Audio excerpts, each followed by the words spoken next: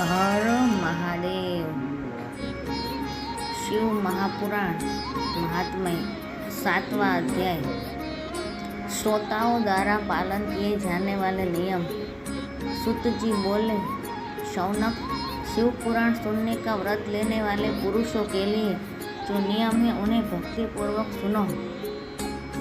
शिव पुराण की पुण्यमयी कथा नियम पूर्वक सुनने से बिना किसी विघ्न बाधा के उत्तम फल की प्राप्ति होती है। दीक्षा रहित मनुष्य को कथा सुनने का अधिकार नहीं है, अतः पहले वक्ता से दीक्षा ग्रहण करनी चाहिए।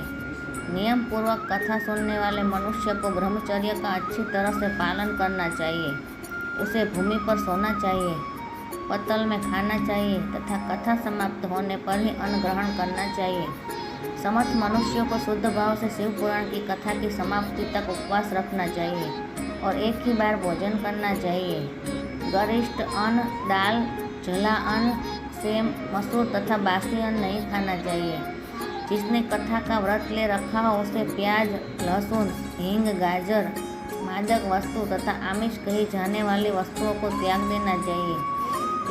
ऐसा मनुष्य प्रतिदिन सत्य, शौच, दया, मौन, सरलता, विनय तथा हार्दिक उदारता आदि सद्गुणों को अपनाए तथा साधु संतों की निंदा का त्याग कर नियम पूर्वक कथा सुने।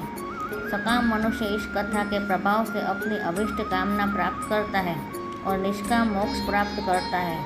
सभी स्त्री पुरुषों को विधि विधान से शिव पुराण की उत्तम कथा को सुनना चाहिए।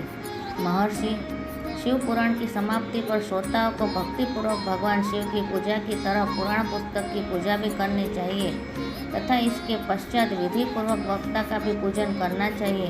पुस्तक को रखने के लिए नया और सुंदर बस्ता बनाइए। पुस्तक एवं वक्ता की पूजा के उपरांत वक्ता की सहायता हेतु बुलाए गए पंडित का भी सत्कार करना चाहिए। कथा में पधारे अन्य ब्राह्मण को भी अन्न धन का दान दे। गीत, वाद्य और नृत्य से उत्सव को महान बनाए। विरक्त मनुष्य को कथा समाप्ति पर गीता का पाठ करना चाहिए तथा गृहस्थ को श्रवण कर्म की शांति हेतु होम करना चाहिए। होम रुद्र संहिता के श्लोकों द्वारा अथवा गायत्री मंत्र के द्वारा करें। यदि हवन करने में असमर्थ हो तो भक्तिपूर्वक शिव सहस्त्र नाम का पाठ करें। कथा श्रवण संबंधी व्रत के पूर्णार्थ के लिए शहद से बनी खीर का भोजन 11 ब्राह्मणों को कराकर उन्हें दक्षिणा दे।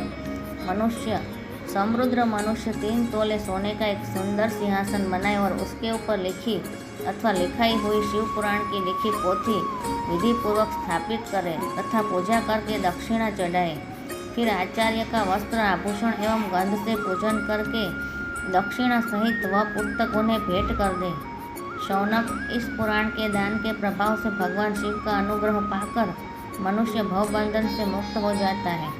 शिव पुराण को विधि पूर्वक संपन्न करने पर यह संपूर्ण फल देता है तथा भोग और मोक्ष प्रदान करता है। मुने, शिव पुराण का सारा महात्म्य जो संपूर्ण फल देने वाला है मैंने तुम्हें सुना दिया है। अब आप और क्या सुनना चाहते हो? श्रीमान शिव पुराण सभी पुराणों के माथे का तिलक है। जो मनुष्य सदा भगवान शिव का ध्यान करता है, जिनकी वाणी शिव के गुणों की स्तुति करती है और जिनके दोनों कान उनकी कथा सुनते हैं, उनका जीवन सफल हो जाता है। वे संसार सागर से पार हो जाते हैं। ऐसे लोग इहलोक और परलोक में सदा सुखी रहते हैं।